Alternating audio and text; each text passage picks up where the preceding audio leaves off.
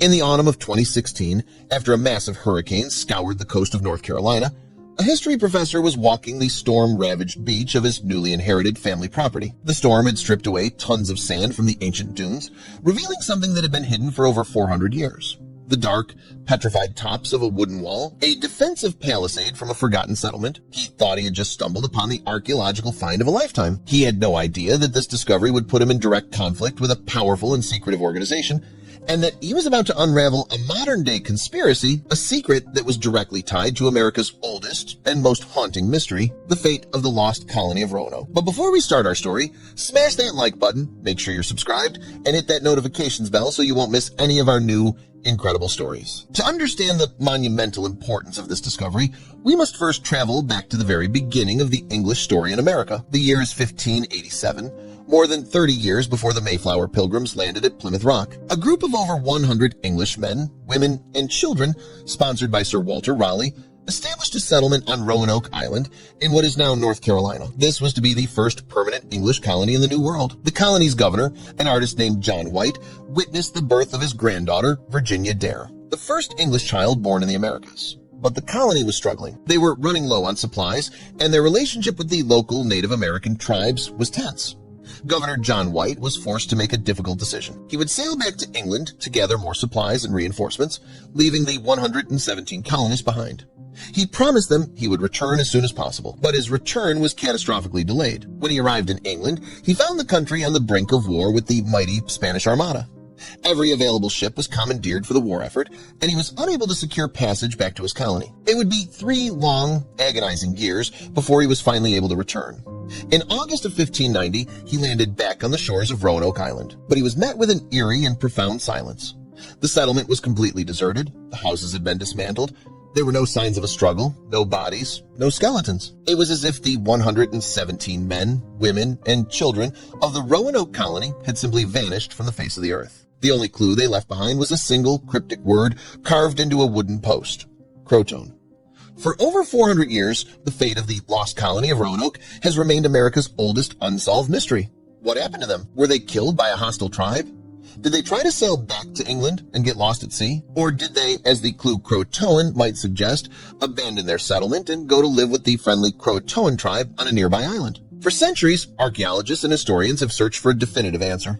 But the trail has remained stubbornly cold. It was this ancient, haunting mystery that was about to be reawakened by a modern storm. Our story's protagonist is a man we'll call Dr. Alistair Finch, a respected but slightly jaded history professor from a university in New England. He had recently inherited an old, remote, and slightly dilapidated family property on the coast of North Carolina, a piece of land that had been in his family for generations, but that he had not visited since he was a child. In the autumn of 2016, a massive Category 3 hurricane slammed into the coast. The storm was devastating, but it also did something else. Its powerful storm surge acted like a giant liquid bulldozer, scouring the coastline and stripping away several feet of sand from the ancient dunes that lined Dr. Finch's property. A few weeks later, Finch traveled down to inspect the damage. As he was walking along the newly carved-out beach, he saw them.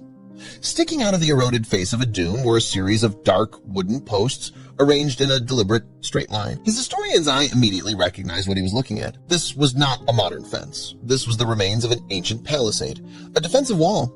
His heart began to pound with excitement. He began to dig carefully around the base of one of the posts with his hands, and it wasn't long before he found the first definitive proof. It was a shard of pottery of a distinct blue-gray type that he recognized as 16th century English North Devon ware. The exact type of pottery the Roanoke colonists were known to have used. He had just stumbled upon a potential, previously unknown, 16th century English settlement site in the very region where the lost colony had vanished. Ecstatic, Finch believed he had made the archaeological discovery of a lifetime. He immediately contacted the state's leading archaeological authority, which was heavily funded and influenced by a powerful and very wealthy private historical organization called the Raleigh Legacy Foundation. To his absolute shock and frustration, they dismissed his find out of hand.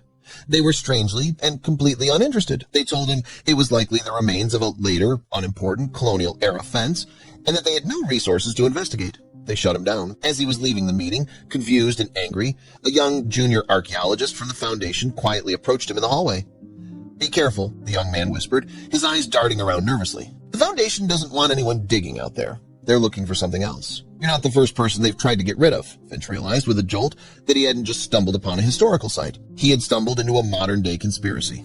The young archaeologist's cryptic warning echoed in Dr. Finch's mind long after he had left the building. They're looking for something else, he realized, with a historian's instinct for intrigue, that the story of his discovery was no longer just about the past. It was about a conflict in the present. He began to do a different kind of research. He started digging into the history of the Raleigh Legacy Foundation. On the surface, they were a respectable, philanthropic organization, dedicated to preserving the history of early English settlement in America. But as he looked deeper, he found that the foundation was a secretive and immensely powerful entity, run by a board of directors whose family names could be traced back generation after generation to the wealthy London merchants who had originally financed Sir Walter Raleigh's expeditions in the 16th century. For over 400 years, they had maintained a quiet but iron-fisted control over all official archaeological research in the region. This is where the story shifts from a historical mystery to a modern conspiracy. Dr. Finch began to piece together a wild but plausible theory. The Foundation wasn't interested in finding the lost colonists. They were looking for something else entirely.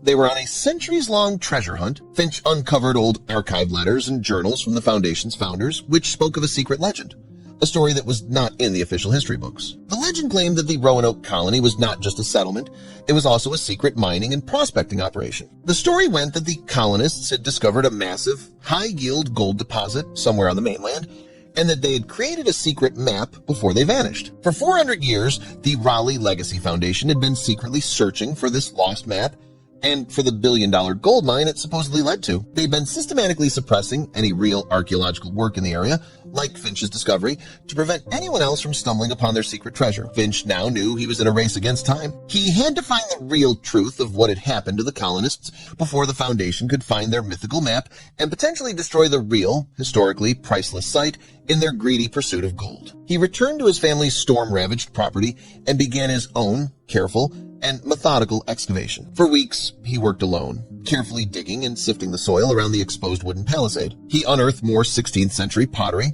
rusted iron nails, and the buckle from a colonist's shoe. And then he found it. Buried deep within the foundations of what seemed to be a small, central structure, his shovel struck a small, heavy object. It was a sealed lead box, about the size of a book. It was not a treasure chest, but its weight promised something important inside. With his heart pounding, he carefully carried the box back to his temporary workshop. He gently cleaned the corrosion from its surface, and using a small chisel, he carefully pried open the lid. Inside, perfectly preserved and wrapped in a piece of oilcloth, was not a map to a gold mine. It was a small, leather-bound journal. The ink on the pages was faded, but the handwriting was clear. It was a diary, written by one of the Roanoke colonists in the final years of the 16th century. As Dr. Finch began to read, the 400-year-old mystery of the lost colony finally began to unravel. The journal told a story of hardship and survival. It confirmed that the colonists, facing starvation and hostile tribes, had indeed abandoned their settlement on Roanoke Island. And it confirmed that the clue Croatoan was true. One group of colonists had gone south to live with the friendly Croatoan tribe. But the journal revealed a new, incredible truth. The colony had split. The author of the journal was part of a second, smaller group that had journeyed north, up the Chowan River, seeking a more defensible and fertile location. And they had established a new, secret settlement, a place they called Hope's Landing. It was the very site that Dr. Finch had just discovered. The journal was a detailed, heartbreaking, and historically priceless record of their new life, their struggles to survive, and their eventual peaceful assimilation with a local Native American tribe. Dr. Finch now held in his hands the definitive proof that solved America's oldest mystery. The colonists were not lost, they had survived. Bypassing the corrupt Raleigh Legacy Foundation, he took his findings, the pottery, the journal, and the lead box directly to the Smithsonian Institution in Washington, D.C. The discovery was hailed as the most important find in early American history in over a century. The Raleigh Legacy Foundation, its centuries-long, greedy conspiracy now exposed, was disgraced and forced to open its private archives to public scrutiny. The story of Dr. Finch's discovery is a profound testament to the perseverance of a single individual, and a powerful reminder that the truth, no matter how long it has been buried by time or by secrets, has a way of finally finding its way into the light.